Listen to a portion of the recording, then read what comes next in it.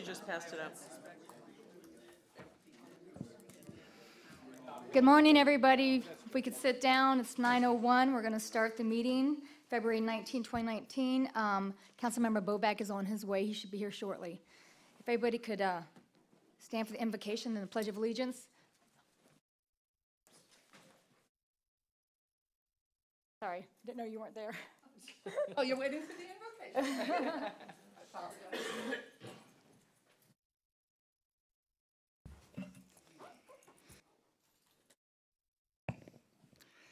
As we gather here today, we pray that we are ever mindful of opportunities to render our service to fellow citizens and to our community. We ask you to guide those who, as our government leaders, make their daily decisions that affect us, so that their efforts, whether international or local, shall be motivated by this same great rule of charity and goodwill. Let us continue to strive to make a better world. Amen.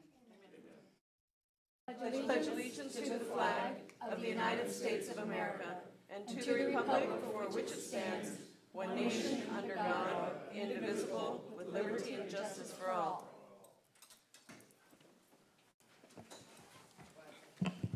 Approval of the final agenda. Motion to approve? Second. All in favor? Aye. First up is public comment. We have Mayor Kevin Wayne from Sanibel here, so I'd like to let him come so he can get on with his business.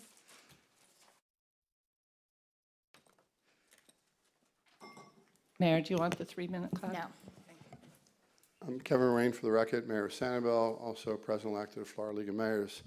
I come really today to thank this council, and it's been a joy to work with this council on so many issues relative to water. You've always been there in that regard, but I have to give credit to your mayor. She has certainly been with me in some of these battles together, whether over the Water Management District. Just 2 weeks ago when her son was down in the hospital, she drove from Naples up to Lehigh Acres to talk about LORAs. It's really important that we do this and we continue to be one unity. I've been here. I was here when Larry Kiker was mayor. I was here when Alan Mandel was mayor. Anita Saracita, Dennis, and Tracy. Another thing that you may want to consider, and I've had the privilege of being mayor for 10 years, it's something you may want to do, but as we start to become better advocates and we take on this battle of water quality, it's important that people understand who you are and who you represent. So the notion of small cities like ourselves that you rotate mayor may not necessarily be what's in everyone's best interest to be advocates, because we're now on center stage, and I suspect based on 2018 and the issues that we had, we'll be on center stage much more often. So when you walk into a legislator's office, or you walk over to the Water Management Board, or you go to DC, having just come back from there, it's helpful because that recognition is there. You start to develop a rapport, and everything that we do is about relationships. You know, 2/3 of the cities in Florida actually appoint their mayor, and 1/3 actually run. So there's a lot of cities that do what we do. We made a change really in just having some leadership to take on a particular issue, and I've been blessed to be there now going into my 10th year. It's just something, again, food for thought as you do that, because it just is easier when you walk into Tallahassee or any of the elected bodies you have to face. When they know you, you're a household name. It probably doesn't hurt being a little bit taller like me or a little bit bigger than me. But in the same token, it also helps as people start to remember why you're here and how you're here in that regard. Water quality, we really looked at 2018 being the worst, an MFL issue that we had to deal with. And by the way, again, thank you for joining that. There's no decision on that, by the way. So the good news with that is when the decision comes, it gets to go to the Water Management Board. They have 60 days to do anything they want with that, overturn it. So with the Water Management Board changing, it certainly is a good opportunity in the event that they ruled against us. As important, you know, we're now going through a LORAS change, which is a Lake Okeechobee release schedule. And we were just up in Washington, both myself and Councilwoman Smith, got the entire delegation to go along with our thought of shorting that from 45 months to 18 months. So we're going to be advocating to do that. That is a tool in the toolbox that we will certainly be able to affect policy change, which obviously have real change as we're waiting for these infrastructure projects to be built. So again, thank you, this council. I can't thank you enough for the support. It's so great when you put together, we started this really very informal years ago when Commissioner Kiker was Mayor Kiker, but really the tenacity that we continue to have is just being at that podium, doing that. And Tracy, I can't thank you enough for being there every step of the way. Most times when I've made a suggestion, you've been second, and all the other mayors. We are now up to 212 mayors, all united as one on water quality, so that's really going to be the continued initiative. But those are my comments. It was really more to thank Fort Myers Beach for all you've done, and Madam Mayor for what you've done to help us, and I do appreciate that. Thank you. Thank you, Kevin. Thank you very much, My and thank pleasure. you Have for a great everything day. that you do. Nice to That see you. your leadership is outstanding, and it's noted and appreciated. I appreciate it. It's really been an honor, and honestly, we are going to fix this. Thank you. Have a great day. Thanks, Kevin. Michelle, public comment? I have a request from Doris Grant.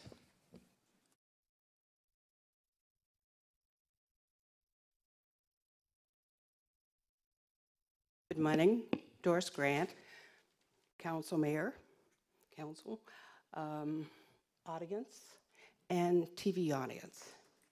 I'm here to address something that has come into our community. It is hatred, it is negative, and it is mean-spirited.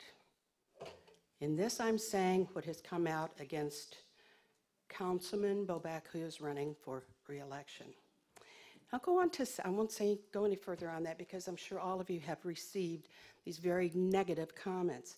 But, when we were growing up, my parents always told us that if you cannot say anything nice, do not say anything at all. So, with that being said, Dennis, we would like to thank you for being a loyal servant to the town of Fort Myers Beach in both your role as councilman and as mayor. And we thank you very much for that. And my husband and I would both like to thank you and let you know that you have our vote of confidence. Thank you. I have no other requests. Is there any other public comment?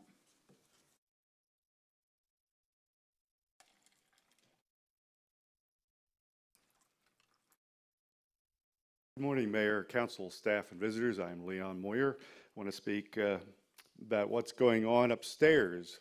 You have another public meeting being held at the same time, and I objected to that. I sent you emails last week asking you to please reschedule that because the public has a right to attend your meetings. This is not the same. I know there are lots of meetings that government holds continuously, and we can't attend all of them, but when one particular government entity holds two meetings at the same time, that is a disservice to the public and the citizens. So I hope that you address this issue and don't ever let it happen again. Second thing is there are no agendas for that meeting outside. There are no signs telling people how to get to that place upstairs. I asked the town manager, and he said, well, we'll unlock the door for you or let you upstairs. It's not a public meeting when it's hidden without an agenda available, and it could be declared unlawful if they do anything up there today without having the public available. Anyway, you have other issues here. I would like to express an invitation to everybody to attend next Tuesday's library board meeting. I'm having a public hearing down there. They're going to give me more than 3 minutes. I may have one whole hour to present my trespass hearing appeal because they engaged in a little bit of what I believe was personal vindication, no, not vindication, their revengefulness against me in a way. But anyway, that's open to the public, and everyone should know about that. There won't be an agenda posted, I don't think, with my name on it, but there might be. You have other issues here today that I hope to speak on during public comment. Nothing particularly sub-recipient grants. Oh, I tried loading your agenda packet 4 minutes before the meeting started. It just now finished, and that's like 10 minutes of loading time. That's not a very good internet system, just want to let you know. Thank you for your time. Thank you, Mr. Moyer. Is there any other public comment? Public comment is closed. Local achievements and recognitions, Bruce? Nothing. Anita? I don't have anything. Dennis? Nope. Joanne? Yes. This month is when we're supposed to make a nomination for Outstanding Citizen Award. And I have turned one into the town manager, and I wanted to give everybody a copy of that. Here they are. The town clerk already has one. And do you mind if I take a moment and speak about it? And this nomination is for Thomas A. Babcock for 2019 Outstanding Citizen Award. Since moving to the beach in 2000, Tom has been a tireless advocate for issues facing the quality of life on our island. He's well known and appreciated for his service on the LPA and Historic Preservation Board and on Town Council, but it's his dedication to the Air Intrusion Relief Committee that exemplifies selfless public service and inspired me to recommend him for this award, to nominate him for this award. Since 2008, when commercial airline arrivals to RSW International changed and became concentrated over our town, Tom has dedicated countless hours to sitting at his home computer screen and collecting the data essential to support requests for relief from the inequitable aircraft noise and environmental impacts carried by our island neighborhoods and businesses. And in fact, he has collected and evaluated over 45,000 arrival flights to RSW since WebTrack became operational in March 2013. I won't continue reading this, but what I wanted to, I included some pages of the types of information as the liaison to air, and when we meet with the FAA, when we meet with the airport management, with the county commission, it's this data that we use to state our case. And it's this data that he has so dedicatedly collected at home at no cost to the town, fully analyzed and provided to us, that serve as the basis for the improvements that we've been able to make and the improvements that we hope to continue to make.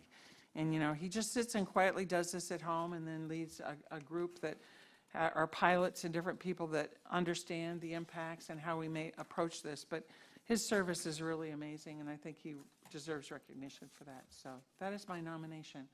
The nomination actually for Citizen of the Year, we talk about it being awarded in February, or they're being commended at a February meeting. Obviously, I wanted to get this in time, so he was at least, if we can decide today, later, if this is our Citizen of the Year or not, then we'll be at least on a timely schedule. So, Joanne, I know of at least one other nomination that is coming in. Okay. But if it's too late, then it's too late. I didn't know that there was a deadline today. it's just, what it's a, I have, Michelle, I gave you that. What was, is there a deadline? On that sheet of paper, it said. I don't see a deadline per se, but it says the recipient will be honored at a February town council meeting. So we need to do it. But that was my understanding. That's why I made sure to bring it forward by today. I brought it up a couple meetings ago that we need to get it done. Do you want to deal with that now or under council member items? How do you guys want to? Whatever's the pleasure of the. I mean, I would second that. If you want to make a motion for that, I would second it for sure. Well, then I move to nominate Tom Babcock for the 2019 Outstanding Citizen Award. I second that. All in favor? Aye. All opposed? Motion carries. Thank you, Joanne. Is there any other recognitions? Joanne? Oh, no. Well, only that I know that you joined the other mayors in the Festival of Lights Parade. Maybe you could, I understand it was a lot of fun. All the mayors attended, and thank you for doing that. It was fun.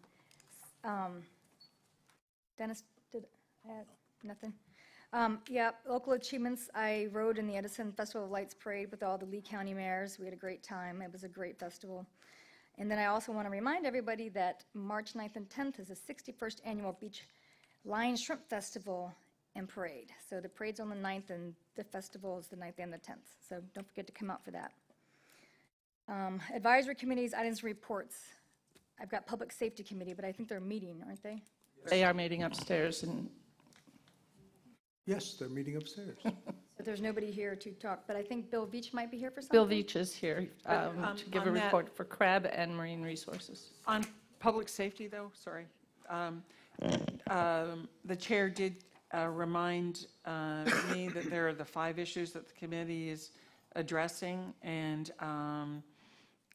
we all had a copy of this, and they're hoping that we're still moving forward with these five items. I don't know if you want me to say them out loud Well, again. if I remember correctly, when they were here, when Mr. Goggin was here at the last, making the last presentation, it was directed to the town manager and town attorney, those issues. Do you all remember this? John, you might not have been here then. Ron, you weren't here for that. Here, I'll pass this down, and you'll have a copy of it then, because So he just I asked. had a conversation with him, and the question is, they're kind of waiting to see where to go. And at the last meeting, I think that we directed staff to push forward. Right, so, one of the things we have is, with committees, is we have some of the committees working on related items. So I think, for example, the Beach ADA issue is going to be discussed by Mr. Veach, and so it's more than just one committee saying, I want this. It's, we have other committees who also sometimes have a little input. We're working on a brochure with CRAB. So, I mean, there's some cross things among the committee that's going on that we're trying to coordinate. So I just want everyone to be aware of that. Bill? Hey, Bill Veach. First, I'll have just a couple updates for you. First, for the Cultural Resources Advisory Board. Is it? Oh, okay. Stand corrected. Maybe I'll just call it CRAB. Yeah. We have, I've done a little bit of work on the brochure just to kind of show the compartments, and I'll continue this, but I'm sorry I really didn't get any of this done in time to get it in your packet. So we do have some updates. The little whimsical statue program, I met with Barbara Hill, who, it's amazing on this island you find these people who are experts in something. She's really an expert in public art. Our conversation, the cost could vary quite a bit, and it's not a simple thing to get pricing on any kind of unique art, but there is a way to do it, and I'll write up some kind of proposal to town for that. The map and app, as far as the app goes, the town is buying a package, and Becky Weber has volunteered to single-handedly come up with a demonstration app for that. So I don't know how long it'll take her, but that's quite a bit. And the leadership conference is coming up. I misspoke at the meeting. It's actually the 11th and 12th, and thanks for covering it, Gary, but it's April 11th and 12th. That's a Thursday and Friday. We're working up the schedule. We've divided it up, different people doing different things, so we try to stay as sunshine-friendly as possible. We did have one kind of issue with that one of our members was assigned with getting the speakers set up, and she feels a little overwhelmed. And I was told that we're not really allowed to help her because of sunshine violations. Why don't you talk with Roger about that after? Yeah, the whole sunshine thing, sometimes I'm told that once you've done the vote you're going to do on something, that you can go ahead and plan events like this. Other times I'm told that anything that may possibly come up in the future is a potential violation. So I'm not, I've been doing this a while, and I'm really not that clear on exactly what violates the Roger and the sunshine town laws. attorney afterwards, and they'll help you. Okay. Well, and actually, as liaison, I got email on that, and it was going to be a group email. So I responded back to Michelle so that she could go the proper chain of command. So Michelle has the email, and it was over the, and so I'm sure she can help you with it as well. Okay. Just so there's no It's how you confusion, do it. Yeah, the issue was the group email more than the actual activity the committee was undertaking. So we'll get that clarified. I'd just like to touch on this publicly. So Roger, back when I was the liaison for MRF, and they were working on a Earth Day project, we had an attorney opinion that when the committee decided, we voted They voted, we're going to proceed with Earth Day. The town council approved Earth Day. Then the committee were the people who were working on it. So they had the task of T-shirts, of a tent, of all of these other elements to bring the actual Earth Day together.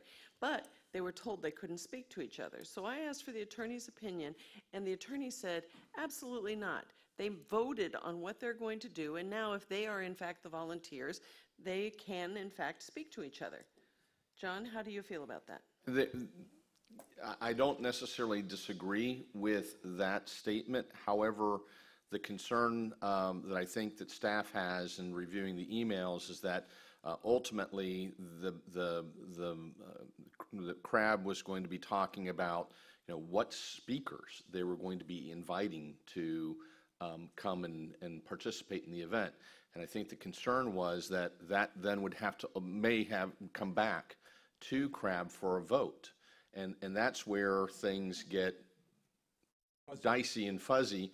And the best way to deal with that is to simply convene a meeting, even if it's for 10 minutes, to have that conversation in the sunshine, have some clarity so the individual who's tasked with then following up then gets direction and says, okay, yes, we're going to invite speaker A, B, and C, as opposed to you know, there a discussion outside the sunshine, and ultimately that then coming back for a vote. It's if this scenario you gave, Commissioner Saracita or Councilmember Saracita, is absolutely correct. Where yes, the decision has already been made, and it's the individual members are just going out there and implementing that vote. But if there's any possibility that one of those items of discussion can come back or needs to come back, then there's an issue. And again, it gets fuzzy. The easiest way is just simply have a very short meeting to discuss that matter as a board, and then have some clarity to that individual that then can move forward. Are you clear, Bill? If not, can you just If not, I can get with so that him. we can get on with the agenda? Yeah. Can you meet with him after? I will, yeah, I won't take any more council's time. Yeah. I appreciate the input, okay. So I'll move on to MRF. We've turned the bag program over to town again. We've come up with local quotes, and they're working on getting samples. Hopefully that'll happen somewhat quickly. The glyphosate-free weed killer test that we want to do on the, I think now town property at the entrance to Bay Oaks, we're just waiting for approval from the town to say we can go ahead and, you know, stake off a space and We spray already stuff. gave you approval at a meeting. We haven't, at the time, it wasn't clear whether that was town property yet. Okay. And we've gone through our liaison, but we haven't got the word from the town saying, go ahead and do it. So I will reiterate, now that it's our property, that it's okay, right, council? Yes. Okay. Now, in the wheelchair, the ADA opinion you asked for us to give, I was down at, actually, I went down to Barefoot Beach, and they have wheelchairs. They have them, Collier County has a whole program. So there's a couple that are sitting down there. They are unlocked during the day, free to use, because it's a gated park. And then where it's not gated, they have them chained up, and then someone goes and gets a ranger to unlock them. We talked about two different options, and one is putting wheelchairs like this locked up at Newton Park. We also thought Pompano and Flamingo, because Pompano is close to here, and Flamingo was the furthest south, and then just having either Beach Patrol or anybody the town assigns get called and go and pick them up. That's one option. The other option is there are at least 2 vendors on the island that rent out beach wheelchairs. Now, I know that the town cannot prefer a vendor. If there's a mechanism where the public could go to a list of the vendors and then some kind of voucher program that the town provides, that may or may not end up be cheaper than purchasing these and maintaining them yourselves. So once again, maybe we can work with the town manager and figure out the number 1 choice, number 2 choice, according to what Public Works and Base and everybody thinks is best, and maybe bring it back to council. Does that make sense, Roger? Yes, it does. I was at the meeting, and I think that we have to do a little investigation in terms of whether we can establish a relationship with 2 private vendors on the island at a reasonable price or not, or whether or not, and look at that versus the price to purchase, and then the staff time of running out to unlock them, and those types of things. So it'll take a little time for us to analyze that, but we will get back to you in a Public Works report, so you can discuss it at M&P. Thank you. Yeah, and one way to leverage it too is to then talk to Lee County and get them to maybe follow suit at Lynn Hall and Bowditch to get greater coverage. Okay, sorry for all your time here. And the last thing is the Mulholland Award still going to be an item? We haven't given one in a couple of years, and everything, as far as I know, you were being reevaluated to figure how you're doing all these citizen awards. I think, Dennis, you wanted to bring some of those back. Well, yeah, I had just mentioned it, up to council, because right now, we used to have all kinds of them, but, and there's probably too many of them. But I thought we could, Bring some of those bring ones back. some of those back, just maybe 2 or 3 of them, so you don't just have one person on this whole island being recognized. There are a lot of great people on the island. I would be in support of doing them all. I agree. Is anybody, and you? It's specifically for stewardship, and I didn't know that, that it had been done away with. All the other, I'm going to call them remnant awards, for years, there had just been nobody to fill them. And about, 5 or 6 years ago now, the council decided to consolidate them. We had nothing to do with the Mulholland Award, because that's on that tree. It was another plaque that had the Mayor's Award, the Timbuktu Award. And so we decided that we were going to consolidate that to a Citizen of Distinction, so that it was kind of so I would say that there are currently, in my mind, there are currently 2 awards a year. So the answer is yes, we'll do the Mulholland Award, it's just somebody has to make the effort to nominate someone for environmental stewardship. Okay, well, with that, I think thanks, and I've taken enough of your time. So thank you, Bill. Council. Thank you for your service. Okay, next on the agenda, we have a proclamation for Special Olympics Florida, Lee County Day. Proclamation, February 23rd, 2019, a Special Olympics Florida, Lee County Day, and we have Dennis Robinson, Grand Knight for the Knights of Columbus Ascension Council here, and some others. Michelle, would you mind reading the proclamation? I don't mind at all. It'd be my pleasure. Whereas the Special Olympics, founded in 1968 by Eunice Kennedy Shriver, provides year-round sports training and athletic competition for individuals with intellectual disabilities.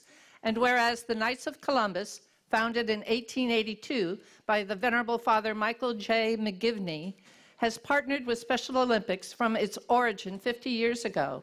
And whereas Ascension Council 10318 of Fort Myers Beach will be the honorary Special Olympics host for a walkathon fundraiser being held at Church of the Ascension, located at 6026 Estero Boulevard, Fort Myers Beach, on February the 23rd, 2019. And whereas the Special Olympics Florida, Lee County, founded in 1972, currently provides sports and training to more than 2,500 athletes, young athletes, unified young athletes and partners, which is offered free of charge.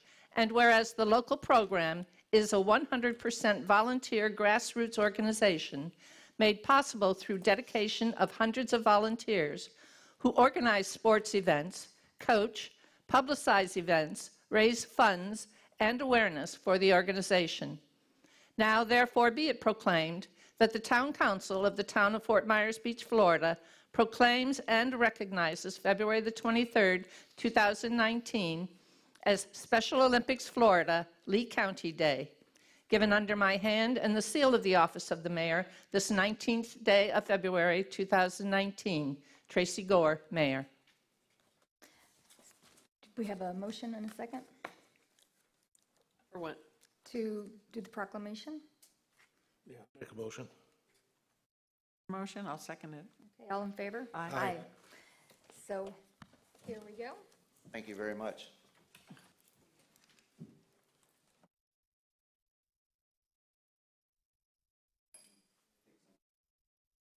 You want to talk? You want to tell us who the people are first? First, I'd like to thank the town of Fort Myers Beach for this proclamation. This is actually the second proclamation that we've had for the Knights of Columbus.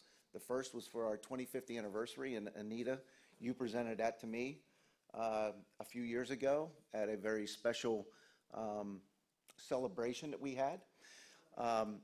This is something totally different. If you're not familiar with the Knights of Columbus and the Special Olympics, the Knights of Columbus is the largest lay Catholic organization in the world. We have over about 2.5 million members, okay? And what we do is we work directly with the church. We work directly with our parish priest. But our biggest thing is our community and our charities. And one of the biggest charities that the Knights of Columbus has is Special Olympics. Eunice Shriver, who started Special Olympics back in 1968, had a special needs child. Between her and her husband, Sergeant Shriver, who I think, since you're all in politics, you should know who Sergeant Shriver is. He was very big in the Knights of Columbus. And so what he did was he said, you know what, Eunice, you started the Knights of Columbus, we'll sponsor it. And ever since then, we have sponsored it. And last year, I took 2 new members of mine, not new members, but 2 new people to participate in the state convention. And every year at our state convention, we have a presentation by Special Olympics at one of our open meetings. Now, we're talking 3,000 people. There's a lot of people at our state convention. And it was so moving because what happens is the state director, not the local director, but the state director, comes up and makes a presentation and says how much it means to them that the Knights of Columbus is involved. And after he's done speaking, we bring a Special Olympian up to speak to the convention. And out of 3,000 people, after that Special Olympian is done speaking, there's not one dry eye in the chamber. It's amazing. And then after that, we presented them from the state of Florida with a check of $27,000 for Special Olympics. All of this that we're raising for this walkathon on Saturday is going to stay within Lee County, and we will present it to Lee County, okay? We try to do our best to help. This will be our first annual, and it will be ongoing. And so, you know, we don't know how big it's going to be. I would appreciate any support that our council can give. It's going to start at 9 o'clock in the morning on Saturday. You can walk 1 lap. You don't even have to walk a lap. All we're asking is that you donate to Special Olympics. And you know, if you want to walk 10 laps, God bless you, because I don't think I can. But it's just around the church parking lot. And I appreciate the town for waiving the permit that we don't have to take, because we're not doing anything really that needs a permit. So I appreciate that, because that 25-page permit application is rather long, and I thank you for that. But I just want to encourage everybody to come, enjoy. We're going to have some music. We're going to have hot dogs and everything inside the parish hall afterwards for everybody, and it's all by donation. It's $25 to walk in the initial walk, and then all of the food inside is going to be donated by the Knights of Columbus. But all we ask is that if you do a donation, we would appreciate that, because everything is going to go to Special Olympics. So thank you so much for this proclamation. We're highly excited about this. We are the very first, and Justin will back this up for me, we are the very first people in Lee County to ever do something like this for Special Olympics. So I feel honored, and as you see, I have quite a few members here that they feel honored as well. They're proud, and thank God for everybody, and thank God for the town of Fort Myers Beach. At this time, I'd like to introduce Justin Carpentani. If you come up. He is the director of Lee County Special Olympics. Justin, thank you. Good morning, everyone. Thank you very much for this opportunity. I'd like to thank the town of Fort Myers Beach for everything that they've done, and I'd like to thank Dennis and his council. These guys have been amazing. We've been working on this for about 7 to 8 months now, and our athletes are really excited. And as we stated, we have over 2,500 athletes here in Lee County, and they all participate in our sports free of charge. There's no admission fee, so what these gentlemen are doing is truly amazing. And I just have one quick introduction. This is Stephanie Pappas. She's one of our star athletes. You can see she's wearing some medals. She has tennis county games this afternoon at Ruttenberg Park. She's also a stand-up paddler who's won gold medal, and she's also a swimmer. So thank you, Stephanie, for coming.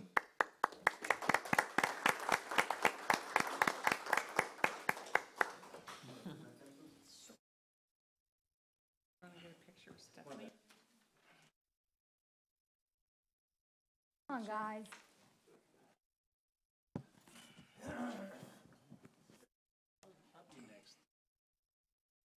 Gary. Gary, how do you want me to do this? How do you want me to do this? Why don't you come around? You want me to come around? You go around, we'll stand up here. Stand here.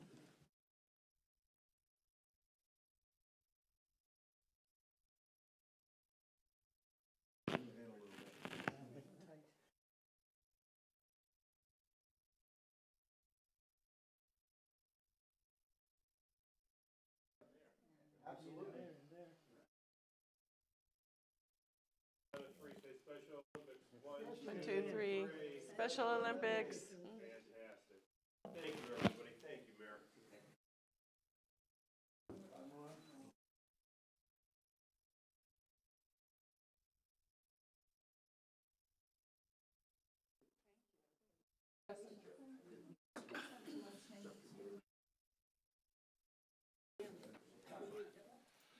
Come here. Thank you all so much. Thank you. Jim, I have a Dennis, we it's have always a good to memorial see you. service. But consider always good Dan to and see I you, too. registered, but we have a memorial service Thank we you, can't sir. attend, so I'll make a donation. Thank you. That's my donation to this. Yes, that's my donation to Special Olympics.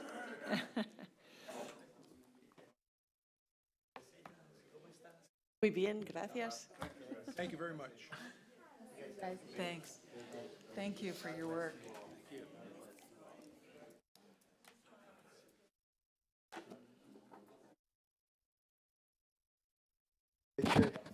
Pleasure. Thank you. To you. Okay, next on the agenda is approval of the minutes. Motion to approve all three, January 22nd, February 4th, and the February 8th field trip walkthrough. Second. All in favor? Aye. Motion passes. Consent- Motion to approve the consent agenda? Second? All in favor? Aye. I have, pass it unanimously. I have something I should have brought up earlier. We have 2 people here for administrative. Do you want to bring them ahead of the public hearing since they're here? Is everybody okay with that? Yep. Okay, so the first one would be the street performer permit denial appeal, Daniel Israel.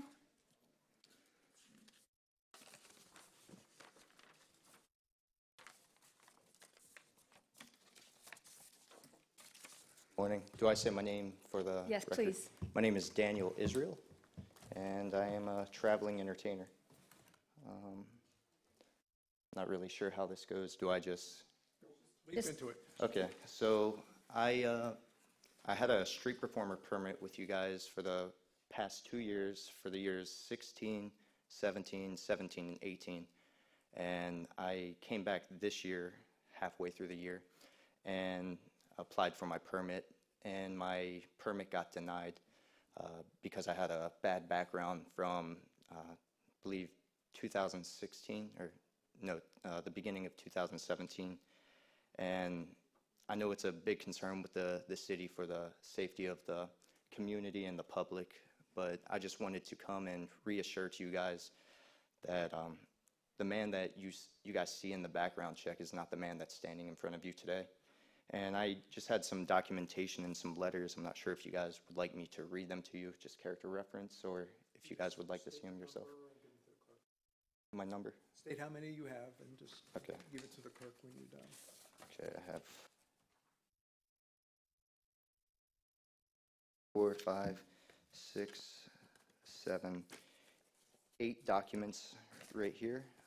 Just 4 character reference letters. I have a couple reviews from people who have watched my shows over the years and who have gone onto my website and just to give you a little background story, 2 years ago after my incident happened, I gave my life to Christ, and I attend the church, just wholeheartedly. It's what I do now, and now I have the chance to go around and speak at different young adult groups and different events to share them my testimony, things that I've struggled with in my life, and how there is freedom from that stuff. That's not who you are. So I'm here to tell you guys that a man can change, and that performing is my livelihood. I love to do it. I have people that message me from all around, that come from the Midwest, that enjoy to watch my show. They just message me, hey, are you going to be here? And I'm a little disappointed that I'm not able to say, yeah, I'm here, but yes, sir. You need some? I'm gonna need a cloth.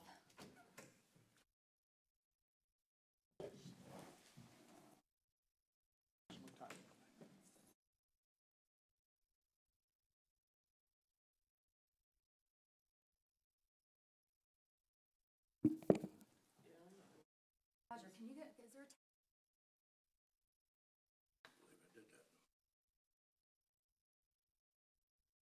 Imagine that, you're human.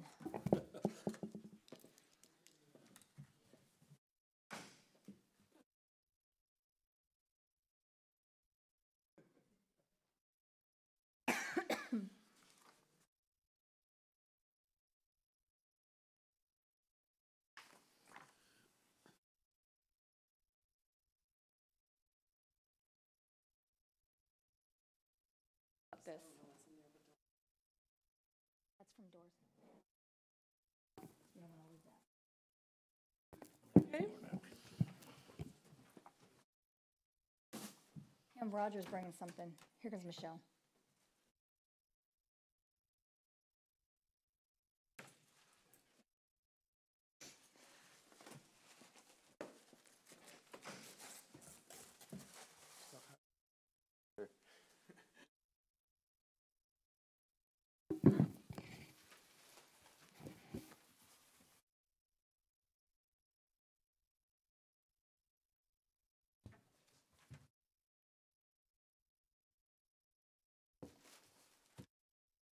A lot of expensive mics up here. We've got. Water, the water spilled and it just got. Gotta have towels stocked up back there.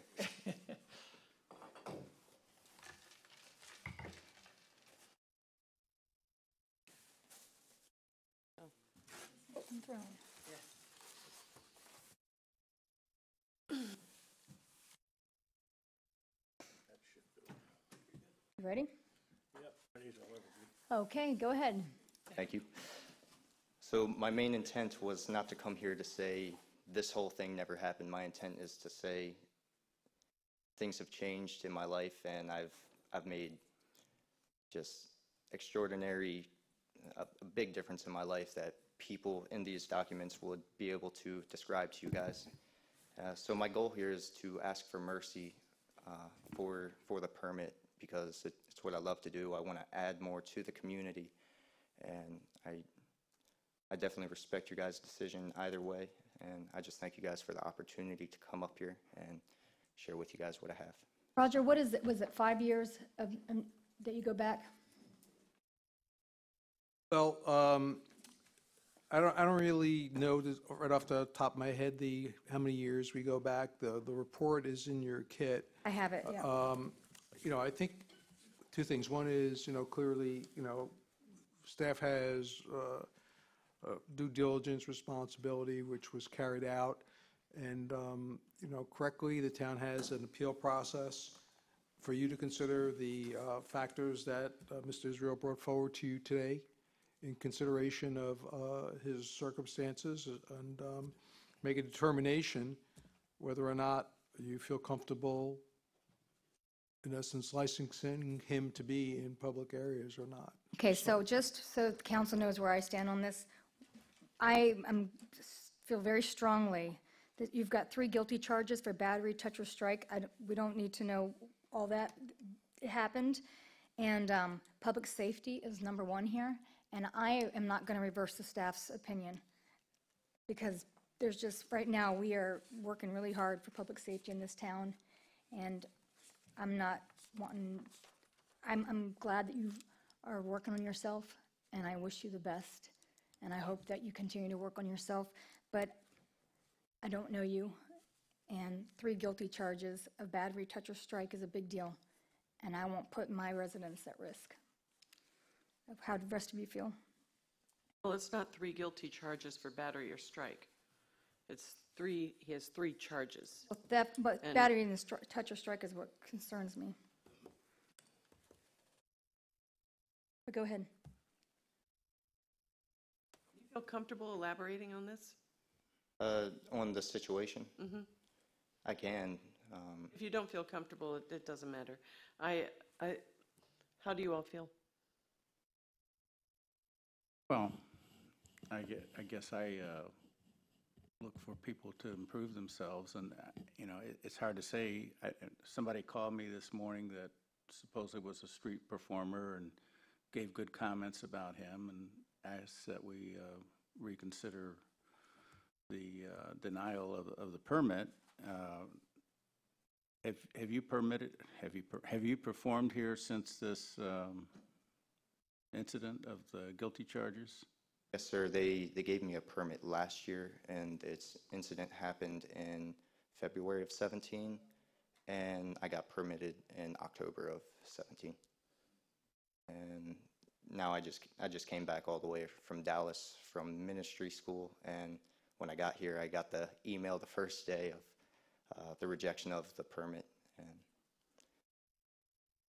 So, were these felonies? Were they considered felonies? they're all misdemeanor.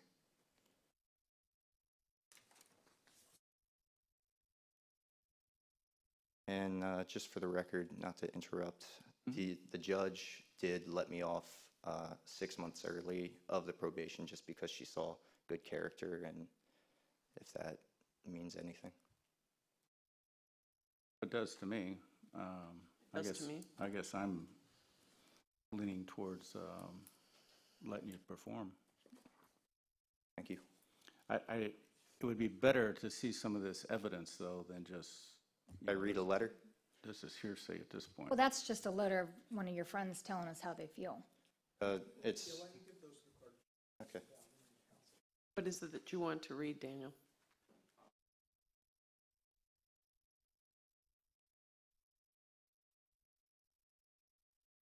I have a couple letters just from different business owners of the Times Square area, people who work in Times Square. I'm not allowed to give out he didn't want to use his title in the letter, but he's been here for 10 plus years, and But they didn't sign it? he did sign it, and he has his number, his address, and everything on there.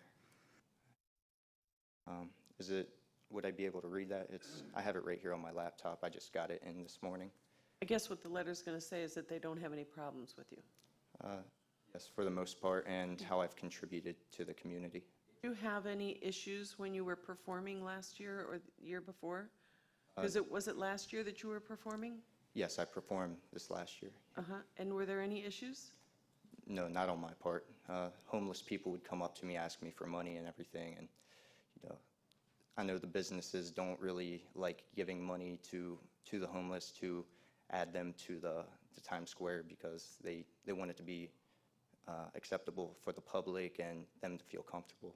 So I did have one guy assault me last year, and I just called the cops, and they came. And retaliate? No, I did not retaliate. And this was right out here. I was setting my stuff down on the my little stand, packing up, and the guy was just pushing up against me, asking me for money and everything. And so I said, I'll get you a couple bucks here in a couple minutes. And then he was calling me a fake Christian. And so I put my stuff on the stand, and I turned around, and he punched me in the face, and I called the police at that moment. I didn't press charges because I I didn't see a need to, and I didn't want him to come out of jail, and because I work there every day, I didn't want to cause any issues. But I did have a gentleman willing to, be a witness when the police showed up, but I decided not to press charges, and they found the guy, homeless guy. He had a big knife in his bag, and so I'm not the type to want to fight. This is why we need to say something when something happens. Does anybody else have anything to say about this? Yeah, I got a question. Go ahead, Dennis. These charges, were they at Times Square? Were you performing, or were they off? No, they were in my personal life. Okay.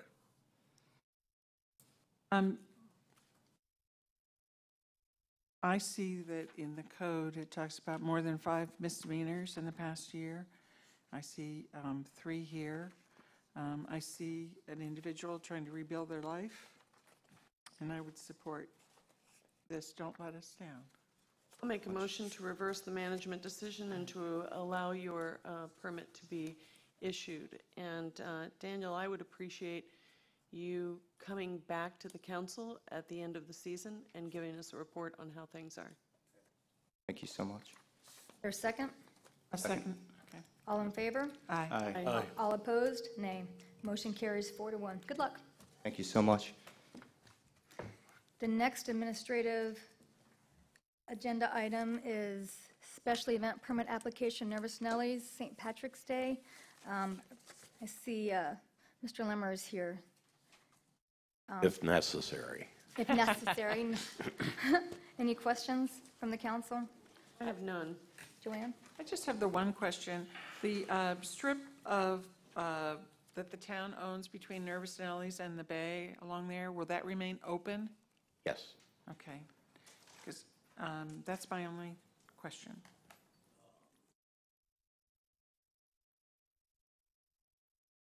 I'll make a motion to approve the request for Nervous Nellies and St. Patrick's Day event. Second, anybody? Second? Oh, do you have a question? I do. So, we get a lot of complaints from the condos across the street from you guys about the garbage and noise and all that sort of thing. What's your take on remedying that? Specifically about garbage? Yeah. I think Roger and I spoke this morning regarding garbage. I think personally we're pretty responsible when it comes to moving garbage from our back door over to the dumpster area.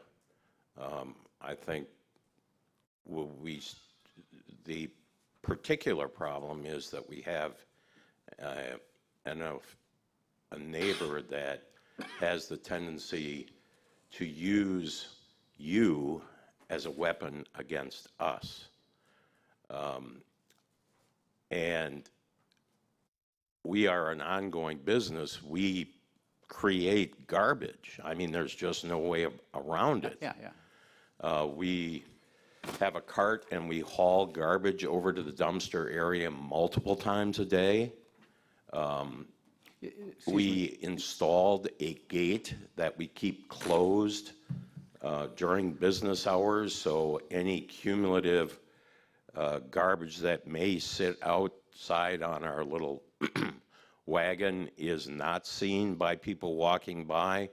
The unfortunate thing is that the gate is not high enough to prevent him from seeing it from the second floor of the Harbor House. He sent a picture to Roger, I believe, here within the last couple of weeks, and it showed garbage next to our back door. But the picture was taken from such an angle that you couldn't even see the gate. So any people that walk by our back door have no visual sight of the garbage whatsoever because there's a 6-foot gate there. Do you have a dumpster on the property, or does it just come from? No, the dumpster is located in the back of the parking lot next door over at the condos. So we have to physically haul all of our garbage a couple hundred yards. Okay. Is there a way, we've all received the photos, and I got one again today about the garbage overnight even. And is there a way that you could do a small covered dumpster or something that, so it's not just laying out on wagons and things, something even on wheel, a couple of large things on wheels where what you would normally put on a wagon is more of a contained type of thing that could then be wheeled over, something that's sort of a halfway medium to. Well, my only concern about a dumpster in the close proximity to the back of the restaurant is obviously rodents, bugs. We take that concrete area and we pressure spray that every single week. That back area at Nervous Nelly's, and hopefully Roger could comment on this, is clean almost all the time. Now, Roger and I spoke earlier about after we close the kitchen, we have one major trash run out to the dumpster. But as will happen, there's always a little bit more that's left after that last trash run. Bartender brings down the odd bag, etc. And he asked if we could not run that out. And I agreed to that. The reason that we had not in the past was just basically security concerns. When that last person would run that out, he's basically by himself in the kitchen. But we will do it. We will do it. But that's the reason that we had not done it in the past. I don't think I have to remind the council of the event that happened a year ago, not 100 yards from our back door.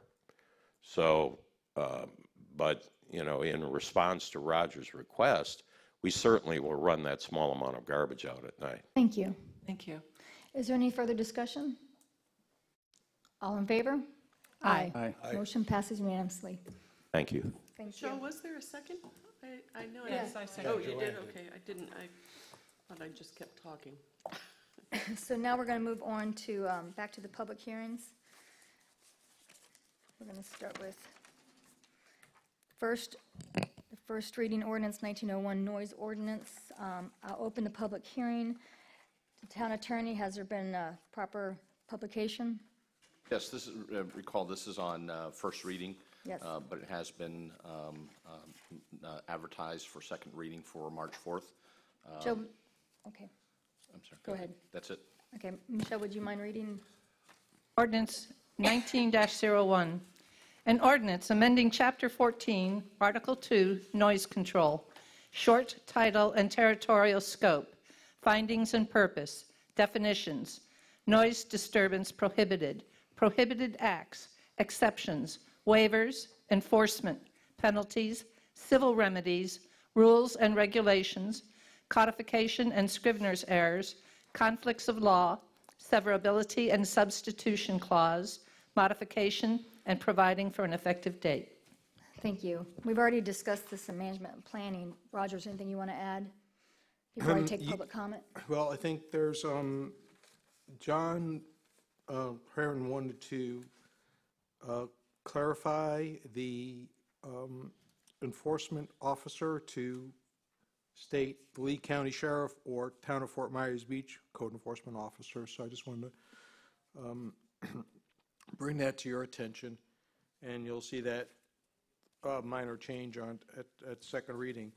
As it pertains to the actual change itself, just for everyone's benefit, it says that from 10 o'clock to 7 a.m., that if a noise is audible for 1,000 feet from the property line of the originator, that would be considered a noise violation. And by doing it or adding that methodology to the code, it helps us deal with the fact that a sound meter may not always be available or working. I'm going to take public input before council talks. Anybody from the public like to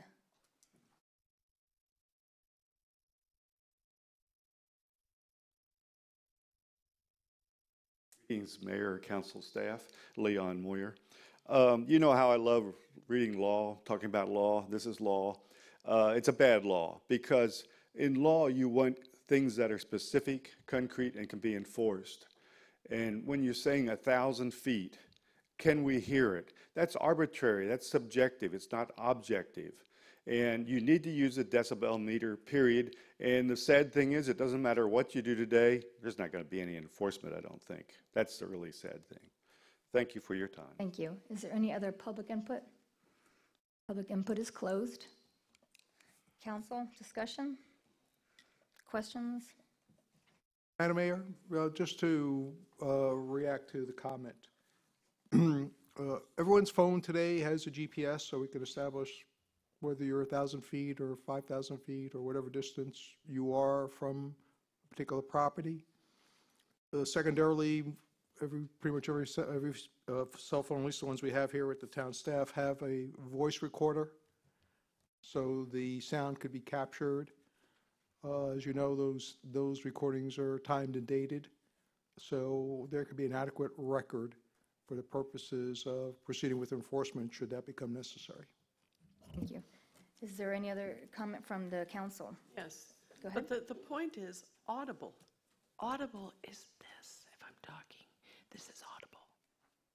This is audible. And Right. Roger, so it's just, this to me is so subjective. What it does is it opens the door for someone who is, Len just said it great. There are some people who just are unhappy with where they happen to live and the imposition of how the neighborhood has changed. And so this can become a tool against individuals, businesses. We worked so hard on this ordinance to try and come up with something that residents and businesses could live with and work with.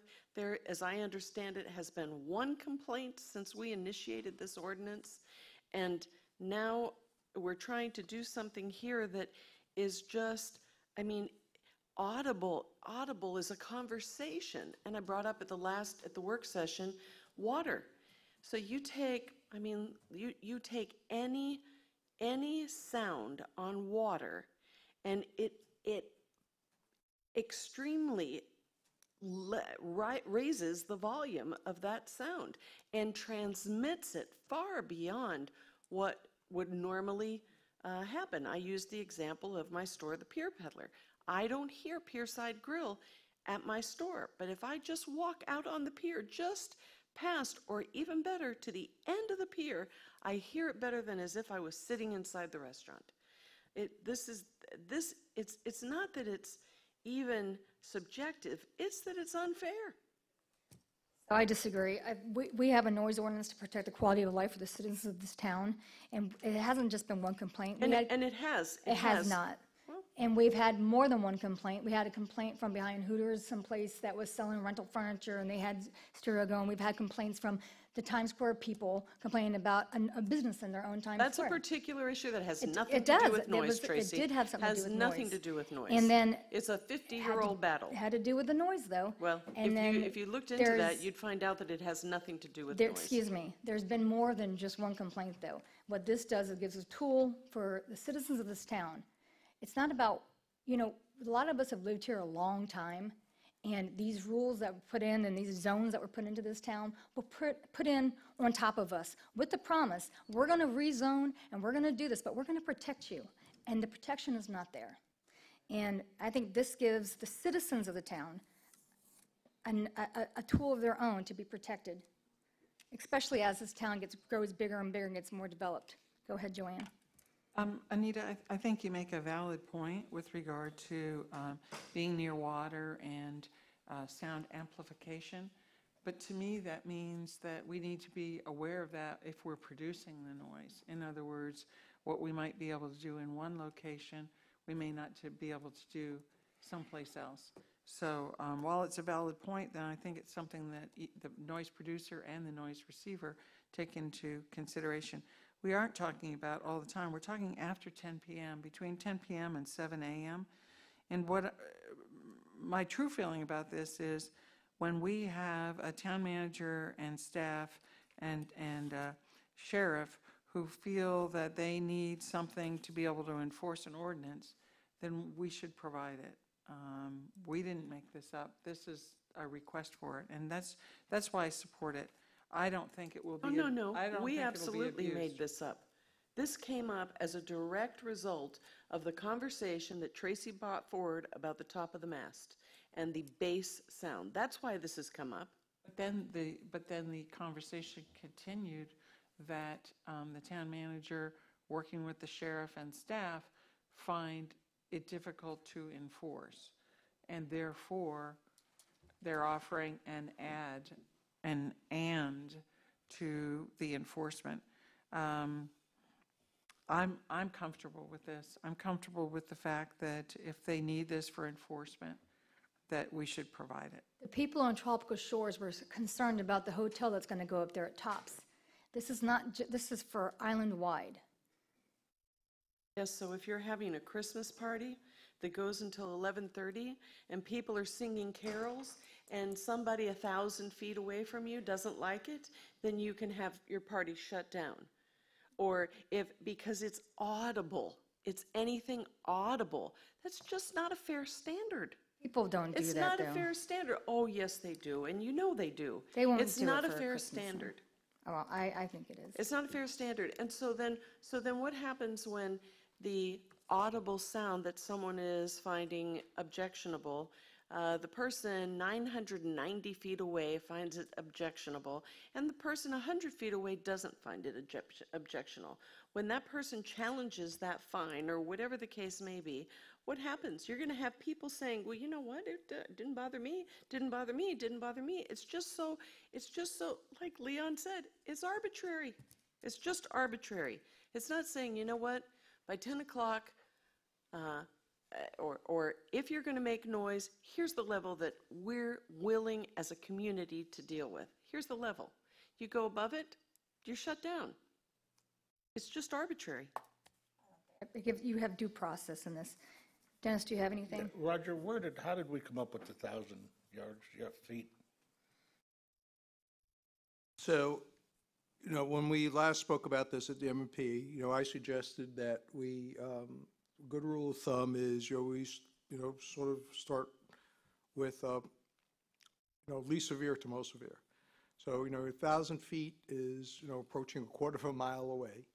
And by the way, there's nothing, you don't go to the town manager's rule book and look up and what's the right distance, 1,000 feet. It could be 1,200 feet just as well as it could be 1,000 or it could be 800. I felt 1,000 was appropriate, it's easy measurement. There are other towns that have 50 feet by way of comparison, but I felt 1,000 feet was appropriate. I think the fact of the matter is we do have some locations where we have residential properties near commercial properties, and if you live 500 feet from there, you knew that when you bought your house, but I think at some distance. Don't say that, because that's not true. Well, I mean, I think some people might have known that, and most people could investigate things too when they, sometimes there's a zoning change done by the town after the fact, but many times most people know what they bought when they bought it. But that being what it is, if you think that a whisper or a conversation could carry more than 1,000 feet, by all means, you could change that to a longer distance. The real issue with this is that if you believe that the sound meters are a bulletproof way to enforce the code, then this is not necessary. Council Saracita is right about one point for sure, and that is that this was brought up by as it pertains to this conversation, and that is this was brought up by town council initially, and I was asked to look into this. I think that my observations of places that I worked is that when you work on the sound meter concept, you're dealing with, is the meter working? Is it certified? Is the person who's used it trained? And all those factors together, for someone who wanted to challenge a true violation, makes it a difficult threshold to cross. It's very easy to establish. You're this distance away, and here's the recording of what was audible, and let the magistrate say whether or not, well, it's Christmas carols on Christmas Eve, what do you expect? Or, no, clearly the band is playing on, and, you should have turned it down. So, In your experience, is this an effective method? Have you used it, and has it been used in any towns that you've been in other than here? yes and yes. I think that the issue with noise is very simple, and that is that when noise being generated, there are two types of people. There are people who will, it doesn't matter if you even have a meter or not. If you go there and ask them to turn it down, hey, it's getting late, it's 10 o'clock, turn it down, they'll turn it down, and they'll listen. And then there are others who say, sure, I'll turn it down, and 10 minutes later, they'll turn it back up. And possibly louder, as the counselor mentioned. So you need a way to deal with those people, unfortunately. The folks who have a party on their house, they usually will go to their neighbors and say, hey, I'm having a Super Bowl party, or this party at my house may be a little loud. If it's starting to bother you, please let me know. And usually how that's addressed, then you have certain, I would say, sometimes commercial establishments that, having a good time and they're making money, and sometimes that clouds their judgment in terms of their behaviors and what they do. And then you have, unfortunately, the worst case, which is some people just don't care. But That's mostly what it is. but again, if you're concerned about the amplification off the water, legitimate concern, feel free to change the distance to a longer distance. Like I said, there's no hard and fast rule that says that 1,000 feet is the absolute correct distance. To answer your question, Councilor Boback. 1,000 feet didn't bother me. I just wanted to know the methodology that we used to come up with that. Yeah, as I said, by way of comparison, there are communities that use 50 feet. There are ways to mitigate the noise, the direction that the speakers are pointing in. As an example, the last time we approved the Mound House, I asked them to change the direction from by the water going up towards the houses to the top of the hill going towards the water, and we got no complaints because the direction it went in, it wasn't going back towards the residential area back there. So it made a big difference just in the way the way the music was focused out instead of up. So there's ways they can change inside their establishments one way or another to make adjustments to which direction the noise is headed. I had, and you're talking about telling them to turn it down. Well, the management company sometimes can turn it down, or they tell the band to turn it down, and the band will actually listen to them. I know of an instance where a band came in, and within the first 5 minutes, the music was so loud you couldn't hear yourself think inside of a room. And the manager went up and told them, you need to turn it down.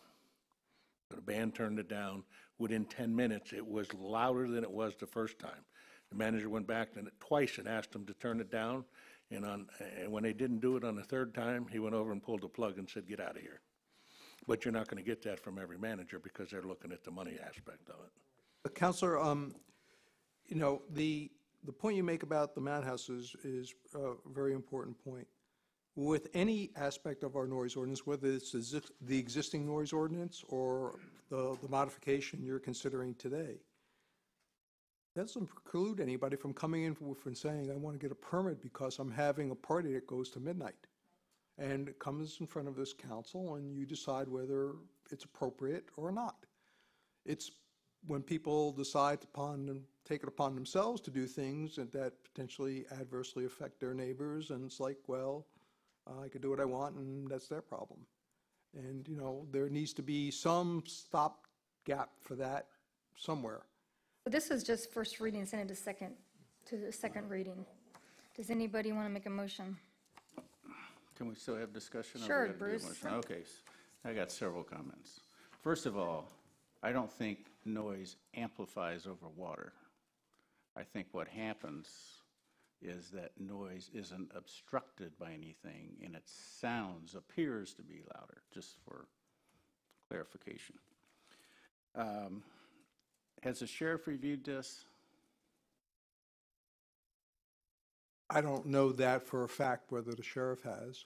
I know that the captain follows, what goes on at the council meetings, either by watching it and/or through conversations, but I don't know for sure that the sheriff himself has read this. Well, I don't know mean if the him. captain is. Yeah, somebody in the The sheriff's I don't department know is my that question. the captain has not had a communication with me, so I don't know that he in fact has read it, but I'm sure that they will between first and second reading when they see it. And then what are they doing in other districts here that they enforce? Well, so let me see if I can perhaps relate some history that was related to me. The ordinance that you currently have on the books was generated because the municipalities, the sheriff, and the towns and cities wanted to have a uniform standard countywide. And so that they didn't have officers responding in one area looking at a different code than another area. And while that makes a lot of sense, we wanted to be careful when we looked at this issue not to create a situation where it was, where we said, let's get rid of the decibel meters and replace it with a distance or replace it with some other tool, but just say, look, in addition to your existing methodology, if for some reason the noise meter isn't working or you don't have one, doesn't mean, well, I can't, I really can't do anything. I can do something. I can go 1,000 feet away, say I hear it, go back and knock on the door and say, please turn it down. So we were trying to be careful about that aspect of it, of not sort of changing the underlying countywide process, but just augmenting it. So, but in reality, if somebody calls and complains, the process, I believe, is to call the sheriff, because after 10 o'clock, you're not calling the town. There's nobody here to do anything. You're going to call the sheriff, and then the sheriff is going to come, and if he feels whether the noise meter is working or not, I would imagine if he feels it's excessive, he's going to go ask them to turn it down. And then they're going to probably comply. And then if they turn it back up, somebody's going to complain again, and then he'll come back and have a more strenuous conversation with them. So I think that's how the process is going to work. I don't know if it's... I would tend to agree with you. The question is, when they come back the second time, if for some, the first time, sure, they can go there and say, look, please turn it down. And that doesn't have to be necessarily based on a decibel reading or distance or whatever. It could just be based on their judgment it's too loud. But when they come back the second time and they're ready to write a citation or proceed formally, they have to have, documentation to support what they're doing. So I think that's where the tool comes into place. So I guess what that then leads me back to is the process that we have. It says why the action is necessary, and we have nothing here. And what the action accomplishes, we have nothing here. To me, those are opportunities to put facts down and say, we've had 17 noise complaints. The sheriff went to 16 of them, and the people didn't comply, and I didn't have my noise meter, and therefore we need to do something different. That to me is why we have those things there, so that we get facts and we can explain to the public, these are the rational reasons why we're doing what we're doing. Counselor, I just want to address that.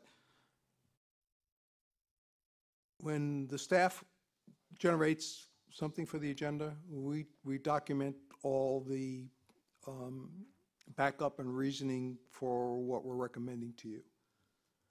This was a council-initiated item, okay? So I'm here to present you an alternative for you to consider. you know, how much cream I put in my coffee won't change whether this gets voted up or down. This is for you to decide, okay, whether or not you feel the ordinance is adequate the way it's currently written, or additional measures need to be added to the ordinance. It's that simple. You asked me a straightforward question of, are decibel meters a good system? And I will tell you that my experience is that between having them, making sure they're certified, and having someone who's been trained within the last, reasonable amount of period on how to operate that, all at the same, happen to be dispatched to the particular call for noise, is a challenge. Okay, so and that's where my factual input ends. Yeah, okay, well, that's good input, I appreciate that. But the fact remains is I would prefer to hear from the sheriff how many calls he's got and he's not able to make something happen before we start changing things. That was investigated carefully, I understand, a few years ago with the cooperation, I believe, of law enforcement. And so why make a change, I guess is my opinion. So the law enforcement element was essential because what they want, Roger is correct, what they wanted was something uniform. So you and I both got one today. They wanted something uniform so that every deputy on the road knew what to expect. I think if at a bare minimum, it's super important to have the sheriff's input as to what this new section, how that would impact the deputy's ability, and what their thoughts are on it, because they are the enforcer on this. So, and just another note, we got an email from someone who said that they know we're looking at that, and they're talking about dogs barking. It's not, to say this is one is not. And Doris, I hate to throw you here, but Doris and Joe are here. They had me to, since this ordinance you guys adopted in 2015 or 14 was done, they've had me to their house. I sat in their house, and you can literally hear the football game on at a business from their window. That's not okay. And sometimes the sheriffs, when you call them, people just become complacent and don't even call anymore because it's like the town just doesn't care about the citizens. That's that's what people start to think. Why do we even bother?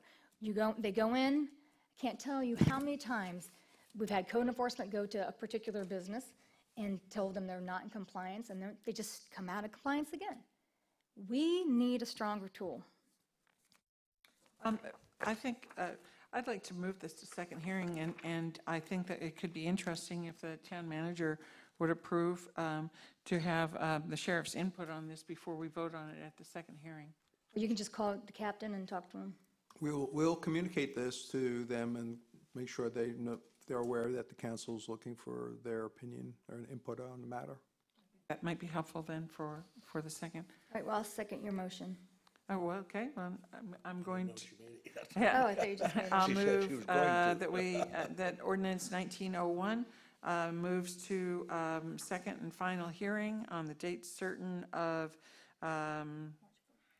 March 4th, 2019 at 9 a.m. And also that it would include the change provided for section 14-23 that includes the Lee County, reference to Lee County Deputy Sheriff or Town of Fort Myers Beach Code Enforcement Officer. Second. All in favor? Aye. Opposed? No. Motion carries 3-2 with Butcher and Saracita saying no. I'm closing this public hearing, opening up the second public hearing, which is first reading ordinance 1902 towing. Town attorney, has this been publicized? It has been posted for purpose of this meeting, but again, it's first reading. A notice will be, is in the process of being placed. We're waiting for the receipt back from the newspaper indicating that it's scheduled again for March 4th. No, I'm sorry. March 18th. March 18th. Michelle, would you mind reading the ordinance? Ordinance 19-02, an ordinance of the Town of Fort Myers Beach, Florida, amending the Code of Ordinances, Chapter 10, Businesses, Article 4, Tow Trucks and Storage Facilities, Section 10-90, Maximum Rates, Section 10-92, Town Towing License Application, Regulatory Fee, providing for severability, codification, scrivener's errors, conflicts of law, and an effective date. Thank you. Anything to add, Roger, before I open up for public comment? Madam Mayor, members of council, I just want to remind you that this originated with a public comment, which hopefully, if nothing else, shows the public that they can come here and bring matters to the council's attention for consideration. It was clear from the public comment that it had been many years since the town adjusted its towing rates, and all other matters of towing, we pretty much piggyback off Lee County. So since we piggyback off Lee County for 99.9% of our towing regulations, it would just make sense to also piggyback on the rates. Thank you. Before I have council discussion, I'll take public input. Is there any public input? None? Public input is closed. Council members, any questions? No, I think this is smart to continue to tie into Lee County. They have, as for their licensing, they have significant, regulations. It makes it good for the town to connect into, and the same with the fees, that they be consistent throughout the county, and so I like it. Anybody else? Yeah. Go ahead, Bruce. Go ahead, Bruce. I agree with what Joanne said, but I just have a question on packet page 186, the fees that are shown there, is that Lee County's current fees? Just let me turn to the page.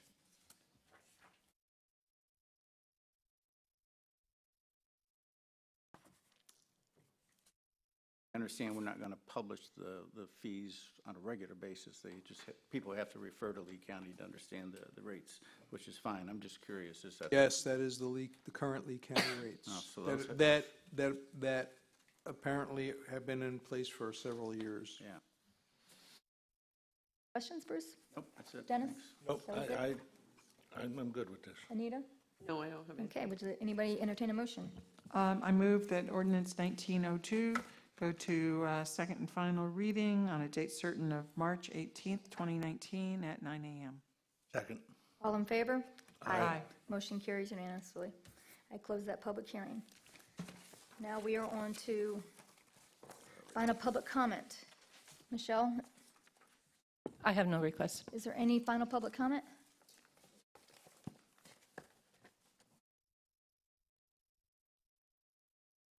Thank you. Doris Grant, Crescent Street.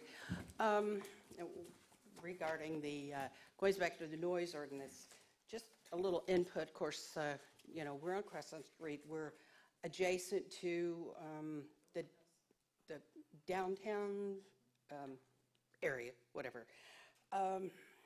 We have, over the last few years, I've been here since '96, so we retired. We have called the sheriff at least 25 times. And of course they respond, but they never have a decimal reader with them. So when we're looking at the 1,000 feet, I'm very pleased with that, because either they don't have it because it's at the west station where they have to come. They're not certified in it. They don't have it with them. By the time they call somebody to get down there with it, would it be too late? Okay. And the sheriff's very saddened to what we have to listen to. But just to give you a little bit of background, we do that. There is another one that we complain about, and we used to get out of bed and go, I'd put a trench coat on over my nightgown, and we'd go up to the beach, a particular venue up there, and complain about it, because their noise, outdoor noise starts, and I think they go from 10 or 10:30 until 1 o'clock. Now, we kind of go to bed early, especially if we're going fishing, maybe 10 or 10:30. Nothing like being awakened at 11 o'clock at night. And you can hear drums, you can hear music, you go, what in the world's going on? Now, we used to go up to this particular establishment, and we would say something to them, and the manager would say, yes, we know what's going on. I know what they're doing. They're opening their doors. They're, letting music out. They're supposed to be enclosed. but that doesn't help us. And this is all the time that this particular establishment is allowed to go till 1 o'clock with outdoor music. So just so you know where we come from, and I know if you've been to our home, we have cheeky huts sitting out by the canal. We sit out there a lot of times. I'll sit there on Saturday and Sunday and I'll read. Well, we get all the noise from across the street when they're playing their music, and you're sitting there trying to read, and all you're hearing is boom, boom, and then somebody yelling and hollering. And so it's like, just so you know what we are exposed to. But we've owned that property for over 30 years, and it was previously owned by Joe's uncle and aunt. So we've had that house for 50 years. It's been in the family. And I think just to say everything built around us. I'm sorry, my time's up. But just so you know, what we suffer from. Thank you, Doris. Thank you. Is there any other public comment?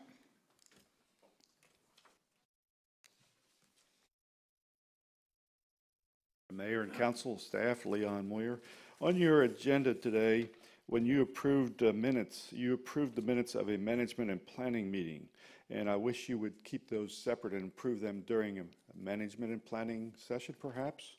I think that would certainly be acceptable because it makes this meeting a lot longer with a lot bigger packet when you include minutes of other meetings in. Also, this public comment period, I've spoken with the town manager about this, but it's up to council to direct your staff.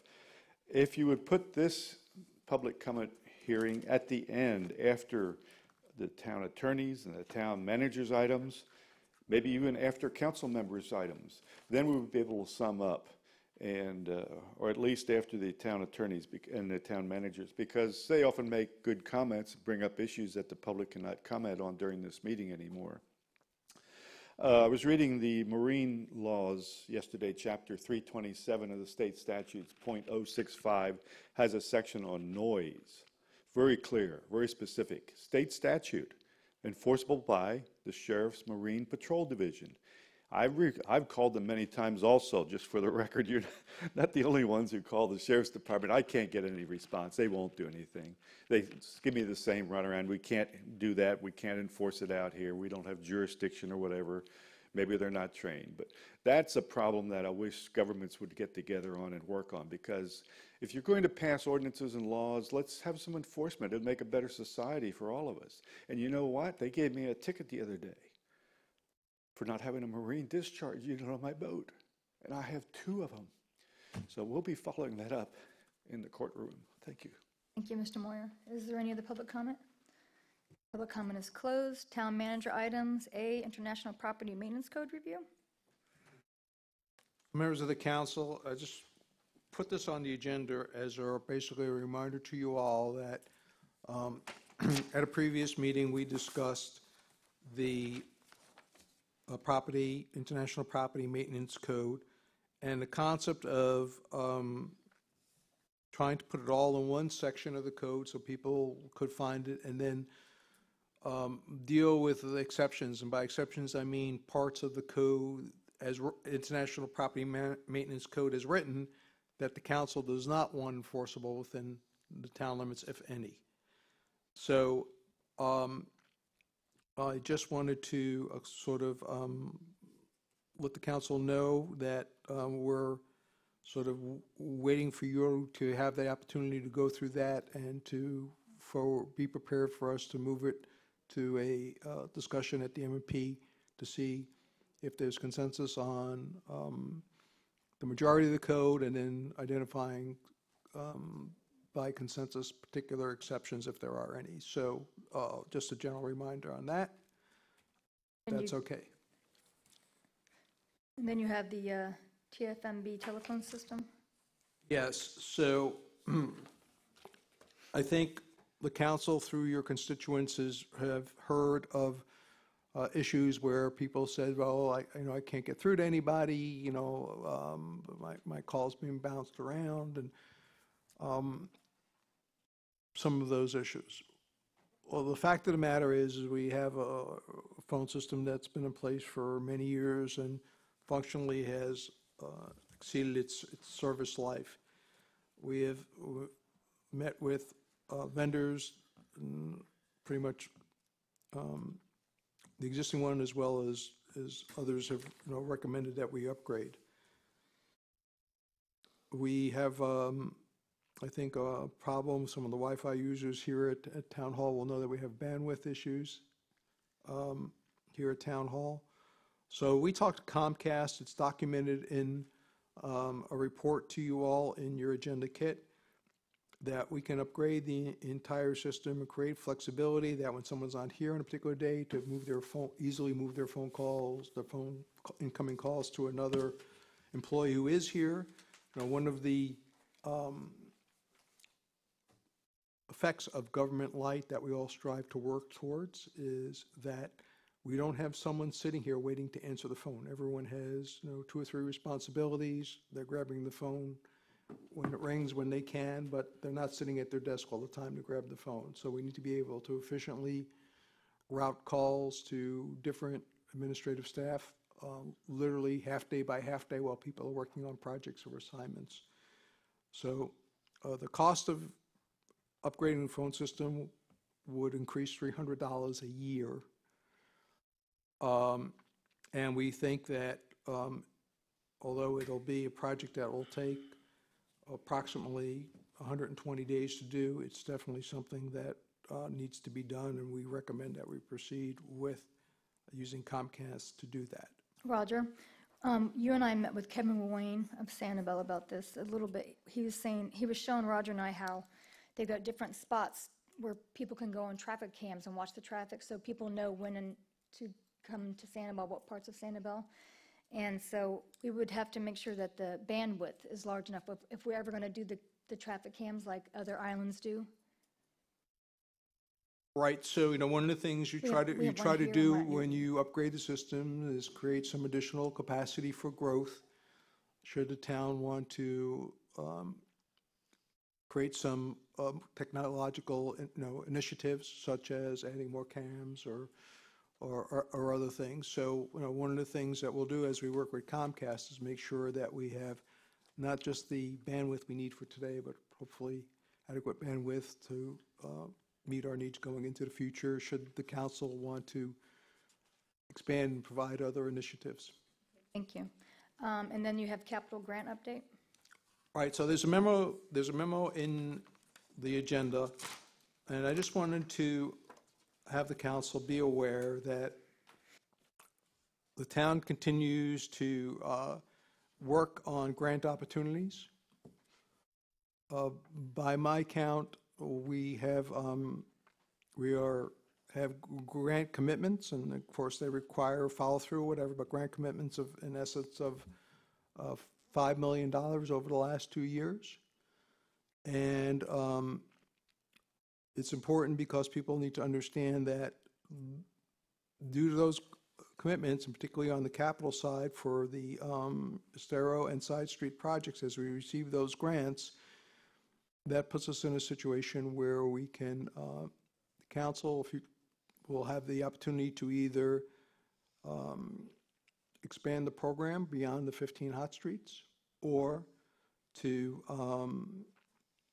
potentially reduce rates prospectively as we complete the project. So our team is very proud of its accomplishments. I make note of, it's not just myself, it's the town staff, it's our consultants, it's our contractors, and of course all of you giving us the support and tools we need to make that thing happen. So I just wanted everyone to be aware of that very noteworthy accomplishment, and you all should be proud of your roles in helping us get there. Thank you for the update. This is just really spectacular news for the residents, taxpayers, all those who pay in, and I just want to thank you for your leadership on that and thank the staff for it. I think I've mentioned it before, but I went to one meeting with you that included state legislators, et cetera, and when you walked in the room, everybody knew who you were, knew how many grants you'd had, asked what grants you might be requesting in the future. and your experience in infrastructure and your knowledge of how to proceed with this has been very, very beneficial to the town, and I really appreciate it. Thank the Well staff, done. too. Yep. Very well done. Is that all? Roger?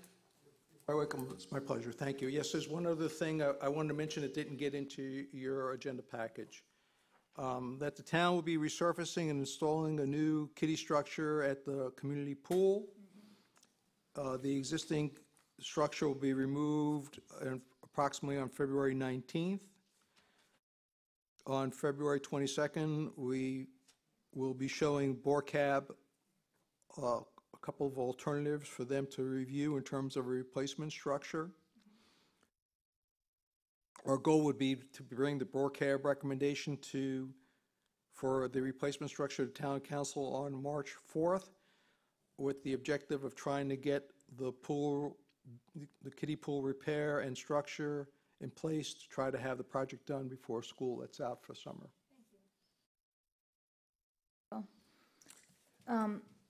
And that's it for my reports, unless the council has any specific questions. So next on the agenda is town attorney items. Thank you, Madam Mayor, members of the council. There are two items. One that's on the agenda, which is that time of year pursuant to the manager's contract for the council to review his job performance and have the matter on an upcoming agenda between February 1st and May 31st of each year. Subject to your direction, I'll get with the clerk to obtain the forms that were presumptively used last year for. They have in our packet. They're in our packets. Oh, okay. Should we just fill them out and give them to you? That would be fine, or to the clerk. Give them to the clerk? I'd just like to make a comment. I see the time frame, but I think that it's important that this council do the evaluation. I think it would be unfair for Roger to be evaluated by members who haven't had the opportunity to work with him. It is an annual review, after agree. all. I So, agree. Want to just turn it in for the next meeting? yeah, I had mine ready, so I'll turn mine in, yeah. And then we'll just do the evaluation the next meeting. Is that fine with everybody? Bruce? Yep. Yep. Yeah. Okay. Is there any other town attorney items? Yes, one other item. It's unfortunately didn't get onto the agenda. That was my fault. I was out of town for part of the week. As you all know, effective the February 11th of this year, I voluntarily terminated my relationship with the law firm Gray Robinson and joined the law firm Fox Rothschild.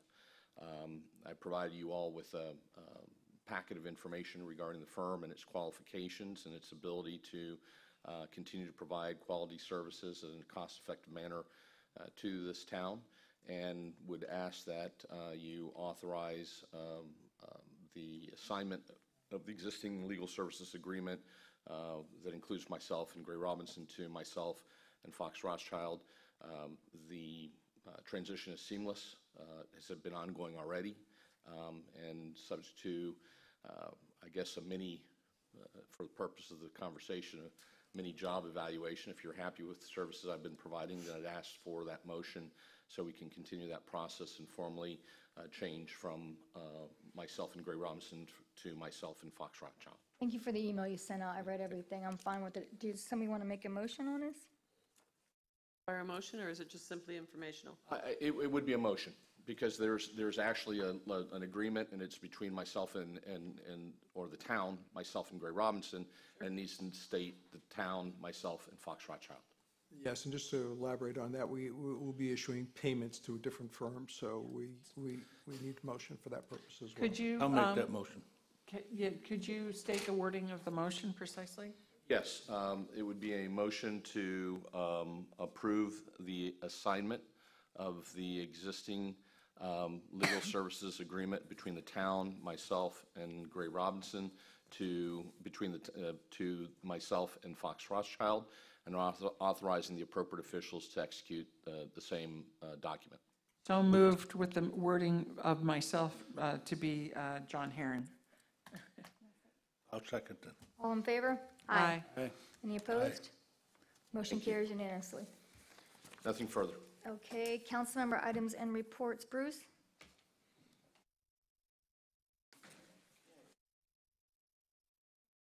When the sheriff was here at the last meeting, I made a comment to him about the tower in the sky, and I was concerned about its location, and he invited me to observe the tower in the sky, and I did.